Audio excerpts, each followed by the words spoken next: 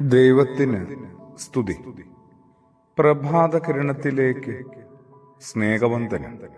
ഭാഗം 2124. ഇന്ന് ഒക്ടോബർ മാസം 24-ാം തീയതി. ഈ ആണ്ടിലെ 297-ാമത്തെ ദിവസത്തിലെത്തി. ക്രിസ്തുയേശു പറഞ്ഞിരുന്നു, ഞാൻ നിങ്ങൾക്ക് സമാധാനം തരുന്നു, അത് ലോകം തരുന്നത് പോലെയല്ല. ഉയർപ്പിന് ശേഷം തൻ്റെ പ്രിയപ്പെട്ട ശിഷ്യ സമൂഹത്തിന് എപ്പോഴൊക്കെ പ്രത്യക്ഷപ്പെട്ടോ അപ്പോഴൊക്കെ പറയാൻ ശ്രമിച്ചതും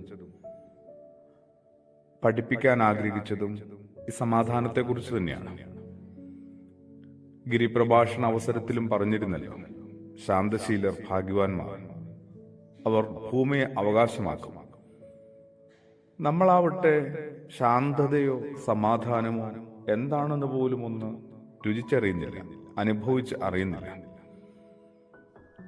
യേശു പറഞ്ഞിരുന്നു, സമാധാനം സ്ഥാപിക്കുന്നവർ ഭാഗ്യവാന്മാരാണ്, അവർ ദൈവത്തിന്റെ പുത്രന്മാരെന്ന് വിളിക്കപ്പെടും.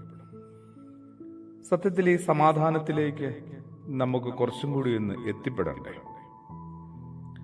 വിദ്യാർത്ഥികൾക്കുള്ള ചിത്രരചന മത്സരമായിരുന്നു. 2 ചിത്രങ്ങൾ അവസാന റൗണ്ടിലെത്തി. വിധികർത്താക്കൾ ചിന്താക്കുഴപ്പത്തിലായി. 2 മികച്ചതാണ്.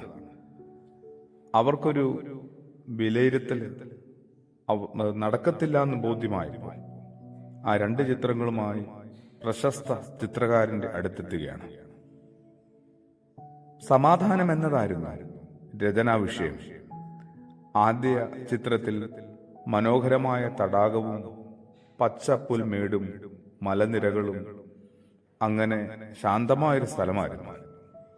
2ാമത്തെ ചിത്രമാവട്ടെ പാറക്കെട്ടുകളും വെള്ളച്ചാട്ടവും മൃഗങ്ങളും മറ്റ് ജീവജാലങ്ങൾ എല്ലാം ഉണ്ട്. ആ 2ാമത്തെ ചിത്രത്തിലെ പാറക്കെട്ടിലേക്ക് സൂക്ഷിച്ചു നോക്കിയാൽ അതിന്റെ വിടവിലെ ചെറിയ കൂട്ടിൽ തള്ളപ്പക്ഷി മുട്ടയിട്ട് സ്വസ്ഥമായി അടയിരിക്കുന്നു. 2ാമത്തെ ചിത്രത്തിന് 1ാം സ്ഥാനം നൽകിക്കൊണ്ട് ചിത്രകാരൻ പറഞ്ഞു, ബഹളങ്ങൾക്കിടയിലും ശാന്തമാകാൻ കഴിയുന്നതാണ് യഥാർത്ഥ സമാധാനം. ഞാൻ നിങ്ങളുമൊക്കെ എന്തുമാത്രം ബഹളങ്ങൾക്കിടയിലാണ്, എന്നിട്ട് നമ്മൾ ശാന്തരാകാനായിട്ട് ശ്രമിക്കുന്നുണ്ടോ? സമാധാനം കണ്ടെത്തുന്നവർ 2 തരക്കാരാണ് കേട്ടോ. ഒന്ന്, ശാന്തതയുള്ള സ്ഥലം തേടി അലയുന്നവരാണ്. അവർക്ക് അവിടെ എത്തുമ്പോൾ കിട്ടുമായിരിക്കും, പക്ഷെ അവിടെ നിന്ന് മടങ്ങുമ്പോഴോ ആ പഴയതുപോലെ അവർ ആവില്ല.